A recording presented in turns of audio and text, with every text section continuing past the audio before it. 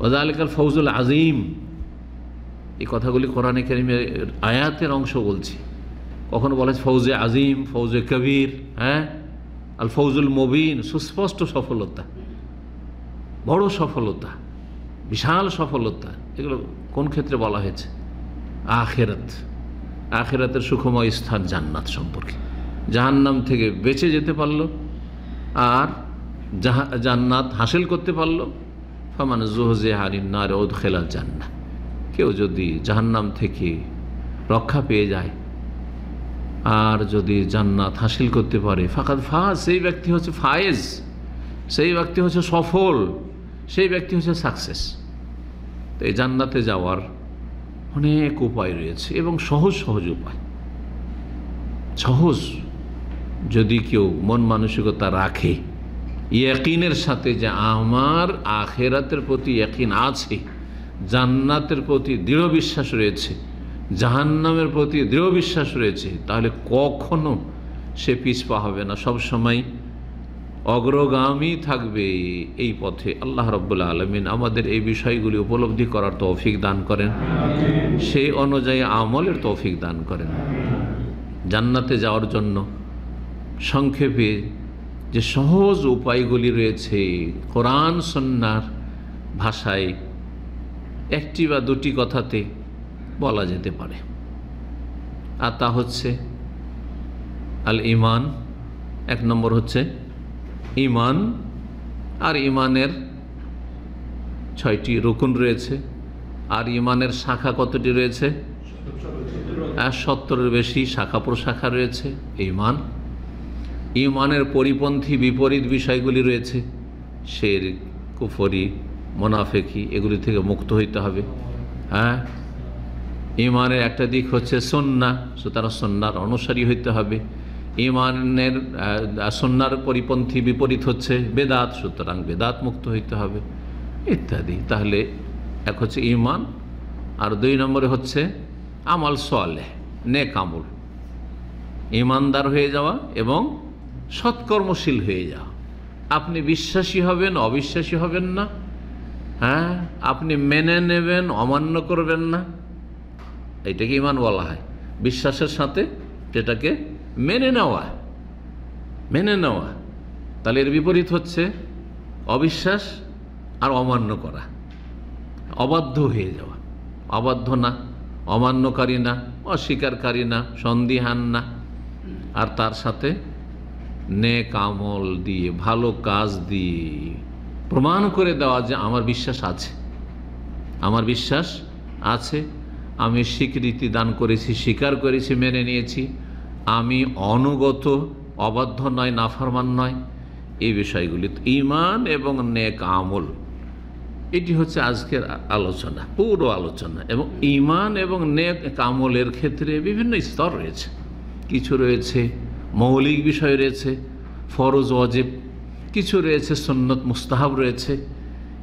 এগুলো হচ্ছে পজিটিভ, নেতিবাচক, করতে হবে। ফরজ ওয়াজিব আদায় করবেন আর সুন্নত মুস্তাহাব যথাসাধ্য আদায় করবেন, বা সেই ক্ষেত্রে আগ্রহী হবেন, চেষ্টা করবেন। আর এর বিপরীত হচ্ছে নেগেটিভ, হারাম নাজায়েজ থেকে বেঁচে থাকবেন, অপছন্দনীয় কথা কাজ থেকে বেঁচে থাকবেন। যেমন ভালো কথা বলা, ভালো কাজ করা নেক আমল, তেমনি খারাপ মন্দ কথা কাজ থেকে বেঁচে থাকা হচ্ছে নেক আমল। এটা হচ্ছে নেতিবাচক, নেগেটিভ। আশা করি বুঝছেন বিষয়গুলি, তাই না? যেমন একটা লোক একেবারে নীরব আছে, কোনো কথা বলে না, কি বলবেন? সে ভালো অবস্থায় আছে না মন্দ অবস্থায় আছে? ভালো অবস্থায় আছে। সে কুফরি কথা বলেন না, নাস্তিকদের মতো, মুশরিকের মতো ইয়া গৌস মাদাদ বলেন না, হরে রাম হরে কৃষ্ণ বলেন না, শিরক মুক্ত আছে, তাই না? তারপরে কোনো বেদাতি কথা বলেন না, কোনো অশ্লীল কথা বলেন না, কাউকে গালমন্দ করেন না, হ্যাঁ, কোনো জুলম অত্যাচার করেন না, তার অঙ্গ প্রত্যঙ্গ অন্যায় থেকে বিরত আছে, চুপচাপ বসে আছে, ভালো অবস্থায় আছে, ভালো অবস্থায় আছে। কারণ এই সময় এমন কোনো কিছু তার উপর ফরজ নেই, সুতরাং চুপচাপও যদি বসে থাকে সে মন্দ অবস্থায় নেই। এটি তার নেক আমল, যেটা অনেকে কিন্তু আমরা বুঝি না। অনেকে মনে করি যে কেউ যদি ভালো কথা বলে, ভালো কাজ করে, তাহলে নেক আমল হইল। মানে ইতিবাচকগুলি কি ভালো আমল মনে করা হয়, কিন্তু নেতিবাচক, আপনি হারাম করছেন না, হারাম থেকে বেঁচে থাকছেন, সারা দিনে একটিও গুনাহ করলেন না আপনি, যে সারাদিন যে আপনি নেক জিন্দগি কাটাচ্ছেন, আপনার জীবনটা হচ্ছে নেক জীবন, এটা কিন্তু যে গুনাহ থেকে বেঁচেও থাকছেন সেও কিন্তু অনেক সময় উপলব্ধি করছেন না, দিনের ভালো জ্ঞান না থাকার কারণে। একজন লোক সারা দিনে শত শত গুনাহ করলো, আপনার দ্বারা কাবিরা একটাও হয়নি, আর সাগিরা ইচ্ছা করেও হয়নি। তাহলে আপনি দেখেন অনেক আমল করেছেন আপনি, কিন্তু বুঝতে পারছেন না যে সে নেক আমলগুলি করেছেন, কারণ আপনার এ সম্পর্কে চেতনা কম বা দিনের জ্ঞান কম। বলছিলাম ঈমান এবং নেক আমল হচ্ছে জান্নাত পাওয়ার সহজ উপায়।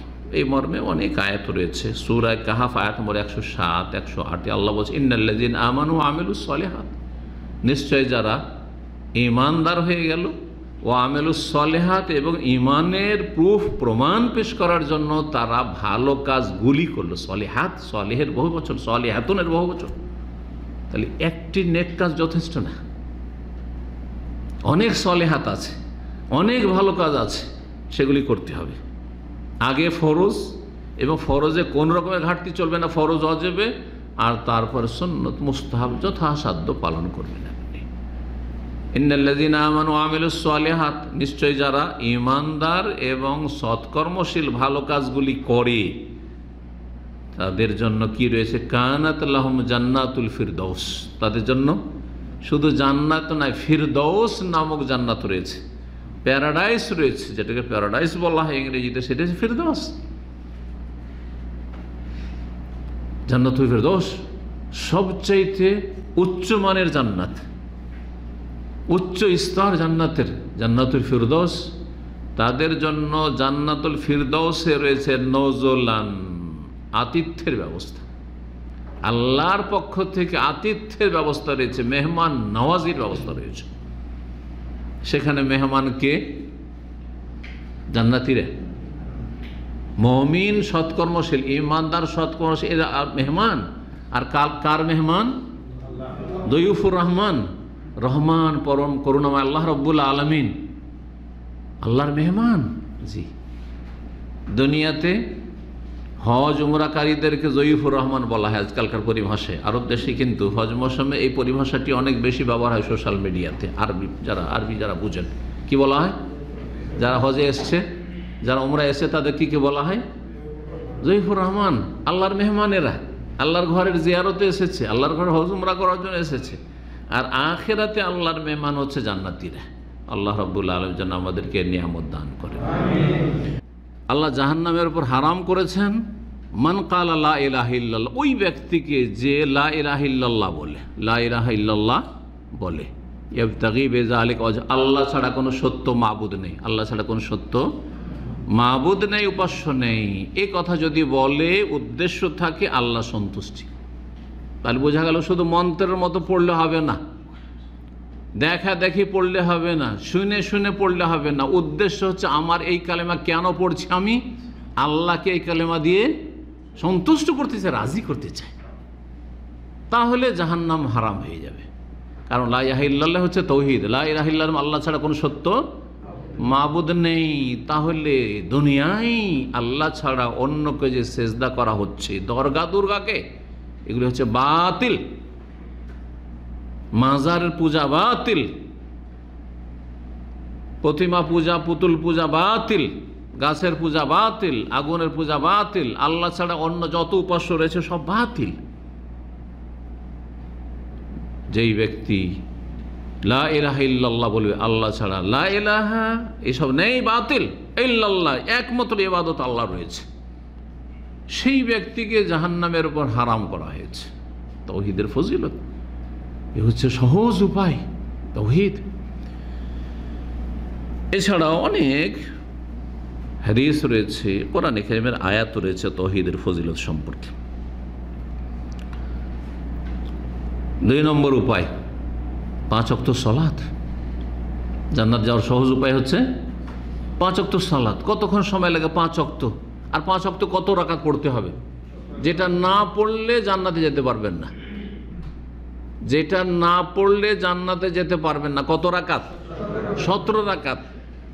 জি, 17 রাকাতে যদি 16 পড়েন, 15 পড়েন, সব সালাত ঠিক আছে, শুধু ফজরটা পড়েন না, জান্নাতে যাওয়া যাবে না। ভালো করে শুনে রাখেন।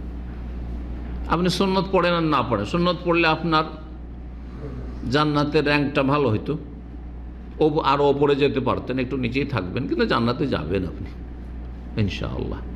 কিন্তু আপনি জোহরে তো সুন্নাত, সুন্নাতে মুআক্কাদা, গায়র মুআক্কাদা, নফল, বসে দাঁড়িয়ে সব রকম পড়লেন আপনি, তাহাজ্জুদও পড়ছেন হয়তো মাঝে মাঝে, তারাবি, জীবনেও একটা তারাবি আমার মনে পড়তে আমি কোনো তারাবি ছাড়িনি।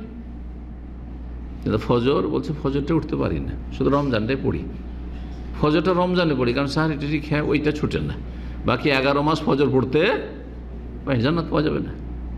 জি, দিনকে কোরআন এবং হাদিসের আলোকে বুঝতে হবে, দিনকে বুঝতে হবে ওহী থেকে, খেয়াল খুশি বুঝলে হবে না, আর বাপদাদা থেকে পাওয়া ধর্মকর্ম করলে হবে না। 5 ওয়াক্ত সালাত যারা পড়বে তারা হচ্ছে জান্নাতি। এই মর্মে অনেক দলিল রয়েছে, তার মধ্যে একটি হাদিস সহিহ বুখারী শুনে আপনাদেরকে বলছেন, রাসূলুল্লাহ মান আমানা বিল্লাহি ওয়া রাসূলি, যে আল্লাহর প্রতি এবং রাসূলের প্রতি ঈমানদার হয়ে গেল, ও আকামাস সালাত, আর সালাত কায়েম করলো, সালাত কায়েম করা মানে ফরজ সালাত কায়েম করা, ও সামা রমজান, রমজান মাসের সিয়াম পালন করলো, কান হাক্কান আলাল্লাহ, তার আল্লাহর ওপর হক হয়ে যায়, আল্লাহর ওপর তার হক সাব্যস্ত হয়ে যায়, আল্লাহ অনুগ্রহপূর্বক তার হক তার উপর সাব্যস্ত করেছেন। এই নয় যে কেউ আল্লাহর উপর চাপিয়ে দিতে পারে, এটা হচ্ছে আদব কিন্তু আল্লাহ সম্পর্কে। আল্লাহর উপর কোনো কিছু ফরজ না, কথা বুঝতে পারছেন না? কারণ আমরা আল্লাহর বান্দা, আল্লাহর সৃষ্টি, তো আল্লাহর সৃষ্টি আল্লাহ নিজে সৃষ্টি করলেন, তারপরে যদি কোনো জায়গায় ফেলে দেন অসুবিধা কী আছে? কে জিজ্ঞাসা করবে? তো আমি তোমার নিয়েছি নাকি? আমি আমার সৃষ্টি এখানে ফেলে দিয়েছি, তাই না? জাহান্নামে ফেলে দিয়েছি, আগুনে ফেলে দিলাম, করলাম, কী করেছি? আপনি বলতে পারি না যে আমারটাকে আমি আগুনে জ্বালিয়ে দিলাম, আপনার বলার কি আছে? আরে আপনার পাশের লোক বলতে পারেন, কিন্তু আল্লাহ তো বলবেন যে আমি তো টাকা আমি দিয়েছি, তোমার টাকা তো না। কথা বোঝা গেছে না? ফেসে যাবেন ওখানে, পার্থক্য এটি। কিন্তু আপনি আল্লাহ যদি সবাইকে নিয়ে জাহান্নামে ফেলে দেন, তা আল্লাহ জালেম না? তারপরে ভালো করে শুনে রাখেন। তো বলছেন যে কানা হাক্কান আল্লাহ, আল্লাহর ওপর হক অনুগ্রহপূর্বক তিনি, যেই ব্যক্তি 5 ওয়াক্ত সালাত পড়বে তাওহীদের সাথে সাথে, আল্লাহ তার হক তার ওপর কি করেছেন? অবধারিত করে নিয়েছেন নিজেই, যে আইয়ুদখিলাহুল জান্নাহ, যে তাকে জান্নাত দেবেন, জান্নাত দেবেন। 5 ওয়াক্ত সালাত পড়লে জান্নাত পাওয়া যাবে। নবী সাল্লাল্লাহু আলাইহি সাল্লামের আরেকটা হাদিস রয়েছে সহিহ মুসলিমে, এক ব্যক্তি আসলো, এসে জিজ্ঞেস করছে, ইয়া রাসূলুল্লাহ আরাআইতা, আচ্ছা বলুন তো, ইজা সাল্লাইতুস সালাওয়াতিল মাকতুবাত, আমি যদি ফরজ সালাতটা পড়ি। এই লোকটি কিন্তু সুন্নতের কথা বলেননি, ফরজ সালাত পড়ি। অসমত রমজান, রমজান মাসের শুধু সিয়াম, সারা বছর কোনো সিয়াম না, আরাফা না আশুরা, কোনো সিয়াম নেই, রমজান মাসের সিয়াম পালন করলাম। ও আহলালতুল হালাল ও হারামতুল হারাম, হালালকে হালাল মনে করলাম আর হারামকে হারাম মনে করলাম। এটা অবশ্যই, না হলে কুফর। কেউ যদি হালালকে হারাম করে আর হারামকে হালাল করে, দুটোই কুফর। আমাদের সমাজের লোকেরা হারামকে কেউ যদি হালাল মনে করে নেয়, তা এটাকে অপরাধ মনে করে। যেমন কেউ যদি মনে করে যে অমুকের জমিটা আমার জন্য হালাল, এটা অপরাধ, তাই না? এটা বুঝে কিন্তু আমাদের লোকেরা। সুদকে কেউ যদি হালাল মনে করে নাই, অপরাধ মনে করে, কিন্তু হালালকে কেউ যদি হারাম মনে করে, এটাকে অত বড় অপরাধ মনে করে না, কিন্তু সেম অপরাধ।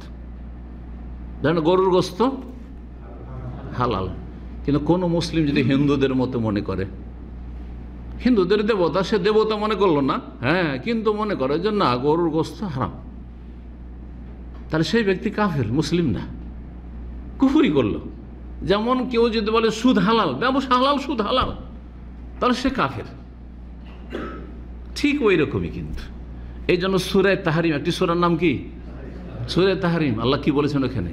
ইয়া আইয়ুহান নাবিয়্যু, শুরুতেই, লিমা তুহাররিমু মা আহাল্লাল্লাহু লাক, তুমি কেন হারাম করছো সেটাকে যেটা আল্লাহ হালাল করেছে? তবে তাকে মারাজাত আজওয়াজে, তোমার স্ত্রীদেরকে সন্তুষ্ট করতে গিয়ে না, কাউকে সন্তুষ্ট করতে গিয়ে আল্লাহ হালাল করলেন তোমার জন্য মধু, আর তুমি হারাম করে নেবে কেন? জি। তো বলছেন সাহাবী, আমি হালালকে হালাল মনে করলাম, হারামকে হারাম মনে করলাম, মানে আল্লাহ যা হালাল করেছেন আমার জন্য হালাল, আল্লাহ যা হারাম করেছেন হারাম, এটা বিশ্বাস করি আমি। ওয়ালাম আজিদ আলা যালিকা শাই, এর বেশি কিছুই করলাম না। তখন হজ ফরজ হয়নি, সেজন্য হজের কথা আসেনি। গরিব মানুষ, তার জাকাত ফরজই নেই, হ্যাঁ, সেজন্য জাকাতের কথা নেই। তাহলে কি গরিবের ফরজ হচ্ছে তৌহিদের পরে 1 নম্বর তৌহিদ, লা ইলাহা ইল্লাল্লাহ শাহাদাত, সে কলমা পড়েছে, মুসলিম হয়েছে বা জন্মসূত্রে মুসলিম, 5 ওয়াক্ত সালাত পড়ে, যে সাল্লাতু সালাওয়াতুল মাকতুবা, আর রমজান মাসে সিয়াম পালন করে, 5টা যে ইসলামের ফরজের মধ্যে 3টি পালন করে, লা ইলাহা ইল্লাল্লাহর শাহাদাত আছে, আর 5 ওয়াক্ত সালাত আছে, রমজান মাসের সিয়াম আছে। হালালকে হালাল জানি আর হারামকে হারাম জানি, এর বেশি কিছুই করলাম না, কোনো নফল সুন্নাত মুস্তাহাব কিচ্ছু নেই। আদখুলুল জান্নাহ, আমি কি জান্নাতে যেতে পারবো? কি বলছেন রাসূলুল্লাহ সাল্লাল্লাহু আলাইহি ওয়াসাল্লাম? কারণ না, হ্যাঁ অবশ্যই। কত সহজ তাহলে জান্নাত। প্রতিদিন 5 ওয়াক্ত সালাত পড়েন, কত সময় লাগে হিসাব করেছেন কোনোদিন? যে সারা দিনের 5 ওয়াক্ত ফরজ সালাত আদায় করতে কয় মিনিট লাগে, হিসাব করা আছে? হ্যাঁ, কে বলতে পারে? কত? 50 মিনিট। 50 মিনিট যদি খুশু করে খুব ভালো করে পড়েন তাহলে। কিন্তু যেসব প্রচলিত বর্তমান সালাত, এখানকারও অধিকাংশ ইমামদের পিছনে, আর দেশে যদি হানাফি গিয়ারের সালাত হয়তো বলতেই হবে না, তাই না? হাম্বলি গিয়ারেও তো এত শর্ট, তো বুঝতেই পারছেন। তো এই যে সালাত 30 থেকে 35 মিনিট লাগবে ফরজ সালাতগুলো আদায় করতে, 30 থেকে 35 মিনিট, এটা সর্বনিম্ন। এর চাইতে যত ভালো করবেন তত ভালো ফল পাবেন। জি। এবং শুধু আখেরাতে ফল পাবেন না, দুনিয়াতে এর ফল পাবেন আপনি। কারণ সালাতের কোয়ালিটি যত ভালো হবে তত বেশি আপনি অন্যায় অশ্লীল কথা কাজ থেকে বেঁচে থাকতে পারবেন। কোরআনে আল্লাহ যে কথা বলেছেন, অনেকেই 5 ওয়াক্ত সালাত পড়ে কিন্তু পাপেও জড়িয়ে আছে, ভাষাও ঠিক হয়নি, চরিত্র ঠিক হয় না, বিভিন্ন অন্যায় পড়ে আছে। কারণ সালাতে তার রুহ নেই, সালাতে তার জান নেই, খোঁড়া সালাত, খোঁড়া নামাজ পড়ে, যার ফলে ফলাফল ভালো না। তখন ওই সাহাবী শোনার পরে বলছে, হ্যাঁ জান্নাত পেয়ে যাবো। এত সহজ জান্নাত, সুবহানাল্লাহ। বলছে ওয়াল্লাহি, আল্লাহর কসম করে বলছে, লা আজিদু আলা যালিকা শাইআন, আপনি যা বলে দিলেন এর বেশি আর কিছুই করব না, ব্যাস এটাই করে তো জান্নাত পেয়ে যাবো। বেদুইন মোটা খায় মোটা বুঝে। জি, ইসলাম সহজ সকল স্তরের মানুষের জন্য। এই জন্য আমি বলি যে তৌহিদুল আসমা সিফাত নিয়ে আজকাল অনেক বক্তারা বা অনেক আমাদের মাদানী আলেমরা একটু বাড়াবাড়ি করছে বেশি। একবারে খুঁটিনাটি জনগণকে বলার দরকার নেই, আরও বিভ্রান্তি হবে। ওদের বলেন যে তুমি প্রাকৃতিকভাবে কোরআন এবং সুন্নাহ আলাল ফিতরা আছো কিনা, কুল্লু মাউলুদিন ইউলাদু আলাল ফিতরা, তুমি ফিতরাতের উপর আছো কিনা, আল্লাহ এবং রাসূল সাল্লাল্লাহু আলাইহি ওয়াসাল্লাম যা বলেছেন তা আমি মানি, বিশ্বাস করি। বুঝতে পারছেন? ব্যাস যথেষ্ট। যেমন হাত, আল্লাহর হাত আছে কিনা, আল্লাহর পা আছে কিনা, এর দলিল কি আপনাদের জানা জরুরি? জানলে ভালো, যত জানবেন তত ভালো, ঈমান মজবুত হবে। কিন্তু যদি নাও জানেন, যথেষ্ট যে আল্লাহ কোরআন এবং হাদিসে যা আছে সব মানি। ধরেন কেউ জিজ্ঞেস করলো, এই আল্লাহ চোখ আছে কিনা, সে যদি এই কথা বলে যে আমি বেশি কিছু জানি না, যদি কোরআন হাদিসে থাকে তো আমি বিশ্বাস করি, মুসলিম বলবেন না ওকে? ও চোখ নাও করলো না হ্যাঁও করলো না, শুধু বললো যে কোরআন হাদিসে থাকলে বিশ্বাস করি, মুসলিম না? আবু বকর সিদ্দিক নাম কোত্থেকে পেলেন? বলে চিন্তা করেন, কোত্থেকে নাম পেলেন? যখন মেরাজ থেকে ফিরে আসেন রাসূলুল্লাহ সাল্লাল্লাহু আলাইহি ওয়াসাল্লাম, কাফেররা আবু বকরকে মুরতাদ বানাবার জন্য গিয়েছিল।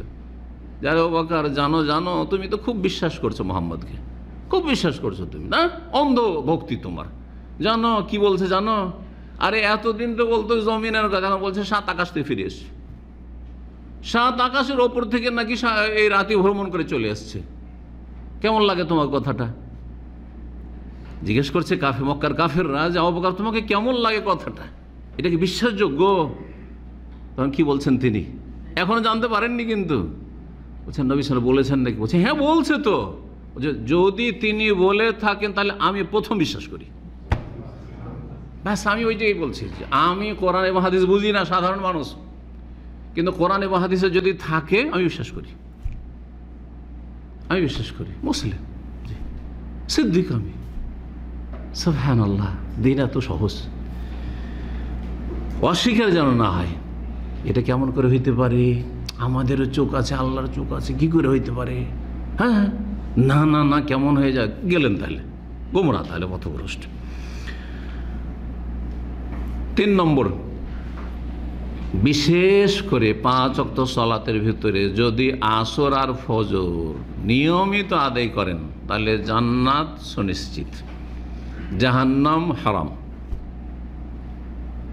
এই মর্মে বেশ কিছু হাদিস রয়েছে।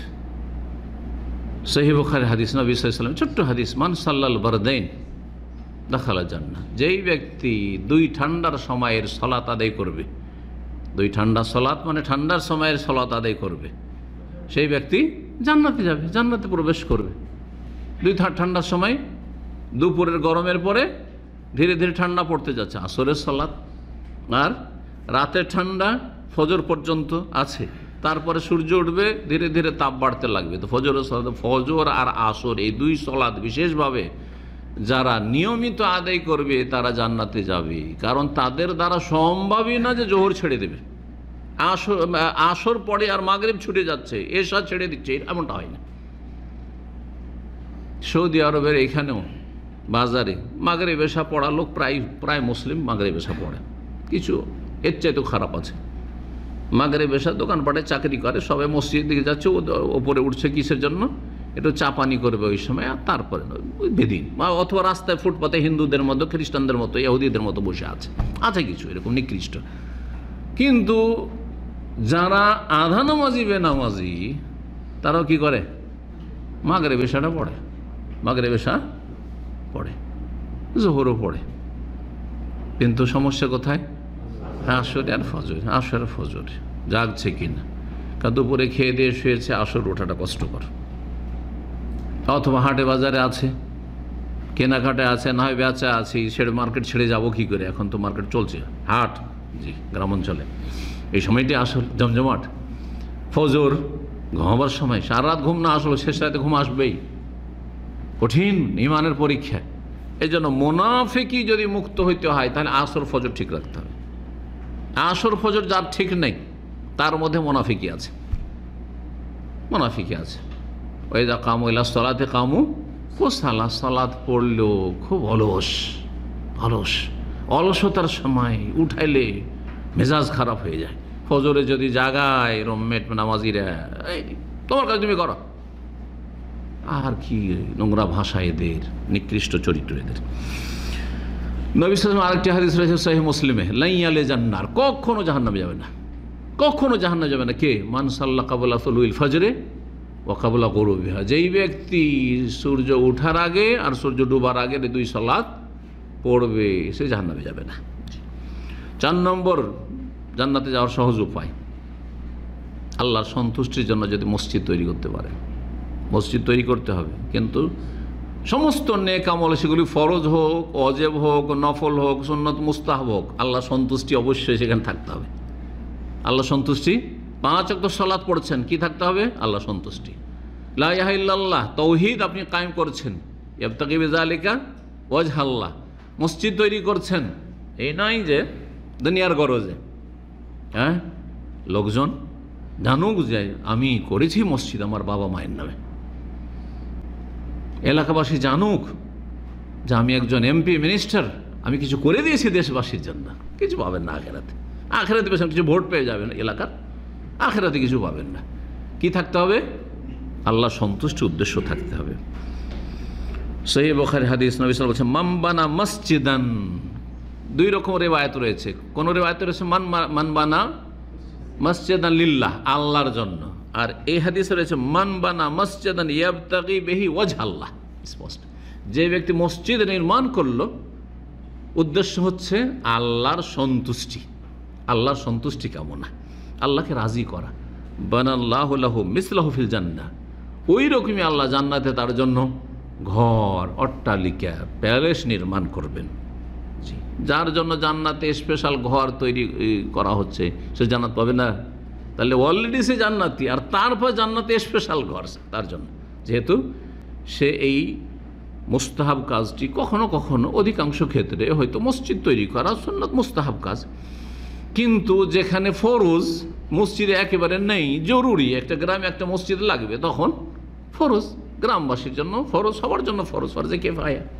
ফরজে কেফায় সবার জন্য চাঁদা দেওয়া ফরজ, হয়তো প্রয়োজন নেই, কিন্তু ফরজে কেফায়া যেমন গ্রামে 100টা বাড়ি রয়েছে, 100 জন বাস করে, তার মধ্যে যদি 10-20 জন মিলে চাঁদ বা একজনই বানিয়ে দিয়ে দিল যে তোমাদের গোটা গ্রামবাসীর জন্য আমি মসজিদ বানিয়ে দিই, ফরজে কেফায়া আদায় হলো। তাহলে বোঝা যায় ফরজে কেফায়া 1-2 জন দ্বারাও যদি আদায় হয়ে যায় তবুও আদায় হয়ে যাবে। জানাজা ফরজে কেফায়া, কিন্তু 1-2 জন দিয়ে জানাজা হয় না, সেই জন্য 100 জন, এখন তো 50-60 জন তো যেতে হবে। আপনার বাড়িতে 5 জন আছে আর আপনার 2 জন যাবেন না, হ্যাঁ 5টা লোক গিয়ে জানাজা পড়ে চলে আসবেন, তো কী করে এইভাবে আদায় হবে? তো বিষয়টিকে বোঝার চেষ্টা করতে হয়। মসজিদ নির্মাণ করলে জান্নাত পাওয়া যাবে।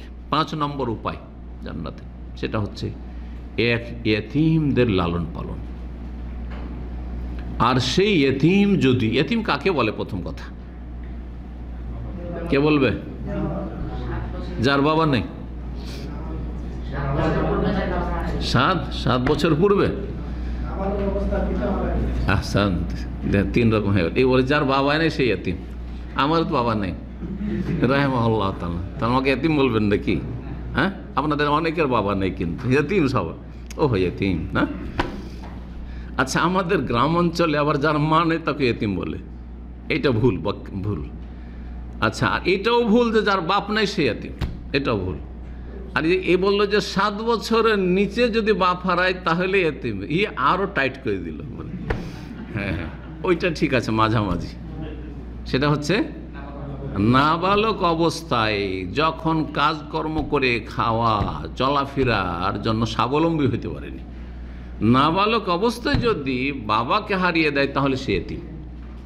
জি, মান মাতা আবুহু ওয়ালাম ইয়াবলুগুল হুলম, যার বাবা মারা গেছে আর সে এখনো সাবালক হতে পারেনি, নাবালক অবস্থায় বাবা মারা গেছে, সে হচ্ছে ইয়েতিম। তো ইয়েতিম, বিশেষ করে নিকট আত্মীয় যদি ইয়েতিম হয়, আর নিকট আত্মীয় ইয়েতিম বেশিরভাগে দেখা যায় যে হয় চাচারা রয়েছে কাছের, বাপ মারা গেছে কিন্তু চাচারা আছে, অথবা বাপ মারা গেছে কিন্তু চাচা না হয় কিন্তু মামা আছে, হ্যাঁ, আর তার চাইতে বেশি কাছের দাদা আছে, নানা আছে, তার চাইতে বেশি কাছের, কারণ মামার চাইতে চাচার চাইতে বেশি কাছের কে? দাদা আর নানা। আর এই সব নিকট আত্মীয়গুলো বেশি জুলুম করে কিন্তু এতিমদের উপর। মামার বাড়িতে নাবালক এতিম ছেলে মানুষ হচ্ছে, মামা নিজের ছেলেদেরকে ভালো পয়সা খরচ করে লেখাপড়া করাচ্ছে, ভালো যত্ন সহকারে পড়াচ্ছে, ভালো খোঁজ খবর নিচ্ছে, লেখাপড়া আদব কায়দা শেখাচ্ছে, কিন্তু ভাগনা যে এতিম হয়ে আছে, পড়বি পড়, না পড়বি না পড়, তোর জন্য পয়সা খরচ করতে পারবো না।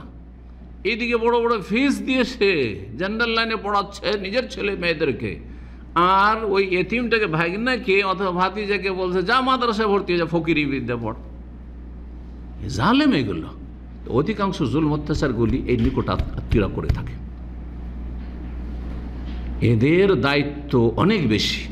এছাড়াও যে কোনো স্তরের লোক, দূরের অনাত্মীয়, আত্মীয় না, কেউ না, কিন্তু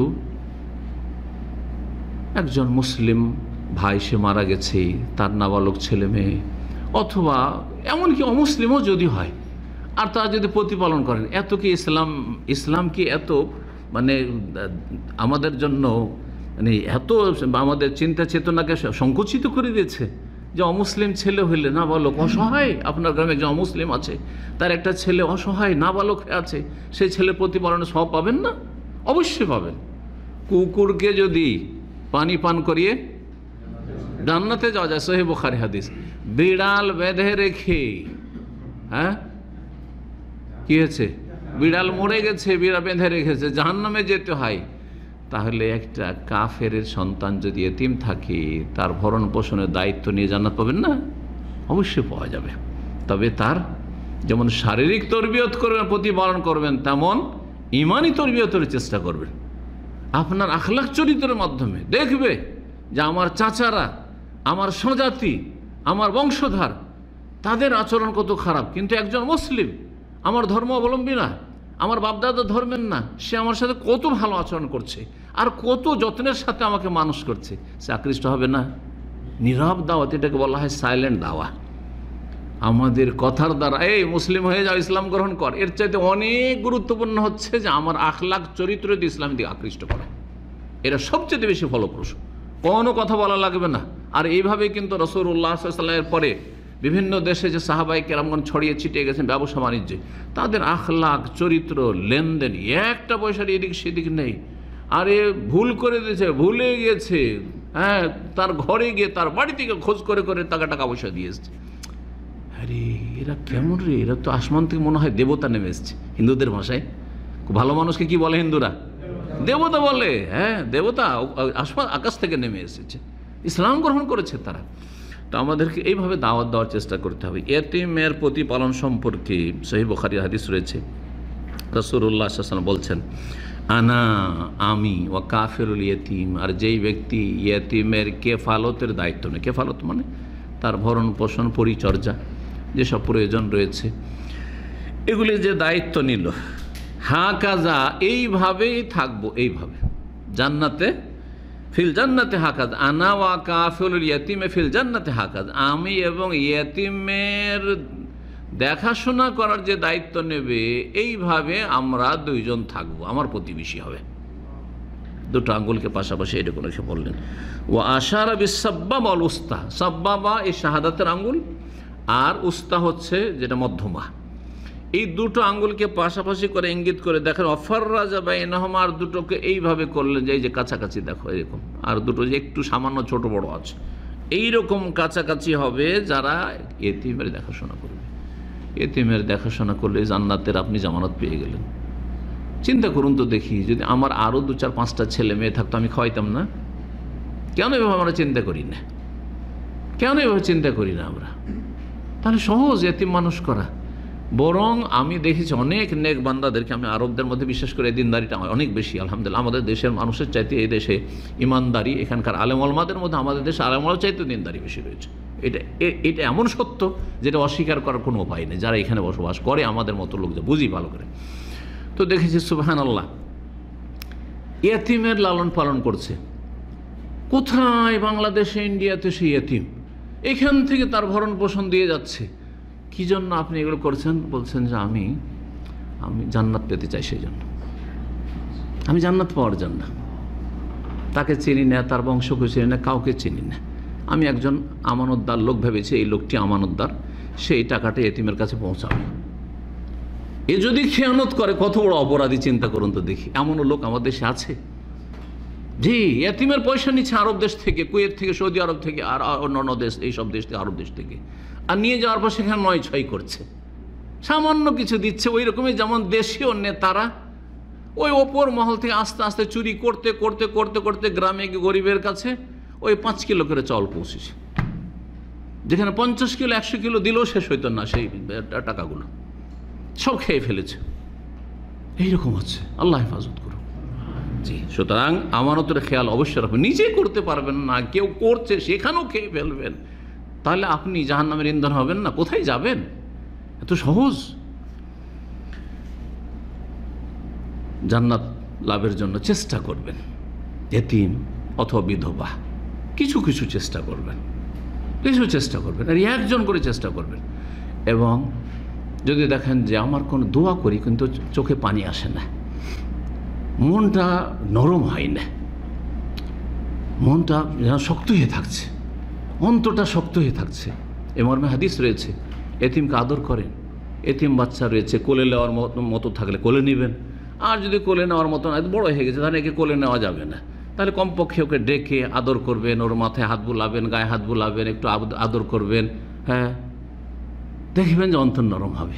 ইমসাহার আসাল ইয়েতিম, নবী সাল্লাল্লাহু আলাইহি ওয়াসাল্লাম বলছেন, এতিমের মাথায় হাত ফিরাবে, এতে তোমার অন্তর নরম হবে।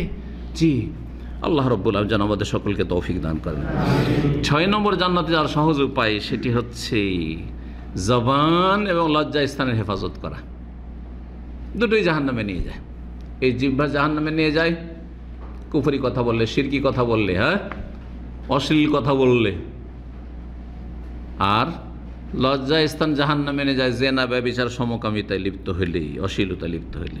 নবী সাল্লাল্লাহু আলাইহি ওয়াসাল্লাম সহিহ বুখারী হাদিস, মাইয়াজমানু লিমা বাইনা লাহইয়াইহি ওয়া মা বাইনা রিজলাইহি, কোন ব্যক্তি যদি দায়িত্ব নিতে পারে, জামানত নিতে পারে দুই ঠোঁটের মাঝখানের এবং দুই পায়ের মাঝখানের, দুই রানের মাঝখানের, আজমানুল্লাহুল জান্নাত, তার জন্য আমি জান্নাতের দায়িত্ব নিয়ে নিলাম। আল্লাহু আকবার, জান্নাতের দায়িত্ব নিয়ে নিলাম। আল্লাহ রাব্বুল আলামিন যেন আপনাদের ধৈর্য ধারণের জন্য এবং মনোযোগী হয়ে শোনার জন্য আপনাদের উত্তম প্রতিদান দান করেন। এবং দোয়া করি আল্লাহ রাব্বুল আলামিন আমাকে, আপনাদেরকে এবং যে পর্দার আড়ালে মা বোনেরা রয়েছেন তাদের সকলকে যেন আল্লাহ জান্নাতুল ফিরদৌস দান করেন, জাহান্নামের আযাব থেকে রক্ষা করেন।